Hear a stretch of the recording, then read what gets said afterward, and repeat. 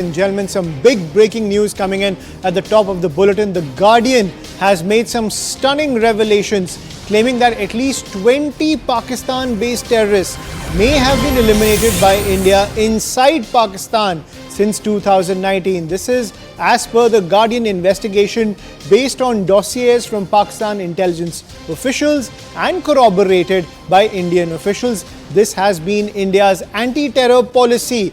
This is what the Guardian has revealed. This has been India's anti-terror policy since the Pulwama terror attack. Now, as per the Guardian, the first to be targeted was Zahoor Mistry, an accused in the 1999 Air India hijack case. Let's get you the broad contours of this entire report that has been put out by the Guardian, ladies and gentlemen. This is an explosive report about India's anti-terror strategy since the Pulwama terror attack. Number one, the Indian government has ordered terror killings inside Pakistan all the way back since 2019. Nearly 20 Pakistani terrorists have been killed since 2019 is what the Guardian is pointing out. Targeted killings increased in the year 2023 is also what the report points out. This is a wider anti-terror strategy since the Pulwama terror attack, saying that this Mossad and CIA-style killing strategy was employed by the Indian government ever since the Pulwama terror attack. The targets were charged with terror offences and they were the ones who were targeted in this manner by the Indian government. Several locals were employed to carry out these murders inside Pakistani territory is what we are learning. The documents show the research and analysis wing, the intelligence arm of the Indian government, is involved in the killings is what the Guardian is claiming in this report. Many Khalistani separatist groups and their members, ladies and gentlemen, were targeted both in Pakistan and the West. So that is the pitch coming in, that when it comes to even Khalistani separatist groups, they were also targeted by the Indian intelligence machinery, both in Pakistan and the West. Killings were orchestrated by intel sleeper cells, and many of those sleeper cells, this is what the Guardian reveals, many of these intelligence sleeper cells operated by the Indian intelligence apparatus were operating out of the UAE, and that's from where they were carrying out all of these operations. This is an explosive report coming in from the Guardian, and I'm joined by my colleague Arunima on the broadcast to decode this further. Arunima, that this, if it has proven, if these details are corroborated, at the end of the day, this shows that India has had a very Israeli and CIA-style anti-terror strategy in place ever since the Pulwama terror attack.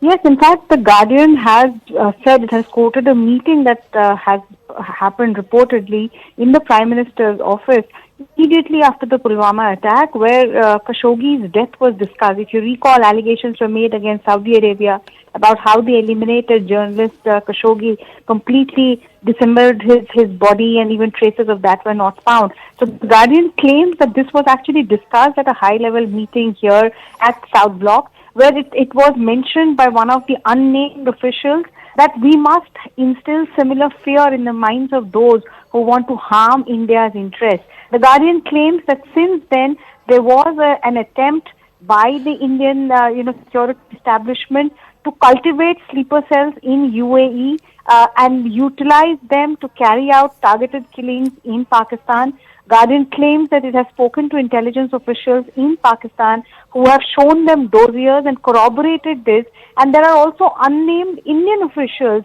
who have accepted that yes, this has been the policy. Guardian has gone on to quote a number of instances where Hizbul Mujahideen, Lashkar-e-Toiba and Jaish-e-Mohammed terrorists have been eliminated either by Afghan nationals or by what Guardian calls impoverished Pakistanis who were promised millions of Pakistani rupees. Some of them have subsequently been arrested by Pakistan, but Pakistan acknowledges, that's what Guardian says, that Pakistani officials acknowledge that they could not go public with this information implicating India because they themselves are under the scanner. If you recall, FATF was constantly monitoring Pakistan, and if it had gone public by saying terrorists wanted internationally were being harbored in Pakistan, then that country's reputation and its financial situation would have been in dire straits, and that's why they kept quiet, as per Guardian. Right, but at the same time, Arunima, as per this Guardian report, these sleeper cells were operating out of UAE. Is there any indication, or is it very likely to believe that this entire anti-terror nexus that India has been operating, as per this report, since 2019, has been in partnership with other nations as well? There is no indication of that. The kind of indication that is being given in this report is that Indian agencies managed to cultivate sources, managed to cultivate what is being called sleeper cells, and get in touch with the Afghan nationals, for example. They have been mentioned in one particular case where a Jaish-e-Mohammed commander was killed.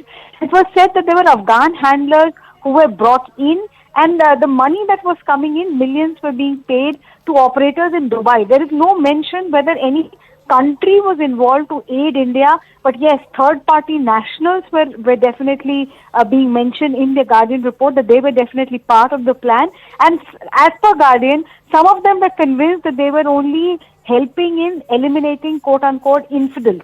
So Khalistanis have been targeted, Jaish, Lashkar, Hizbul Mujahideen terrorists have been targeted as well.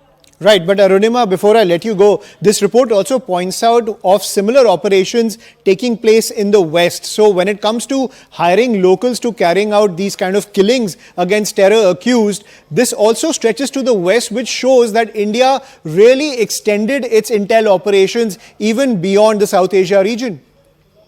So already with Canada and with the United States of America, India is in conversation.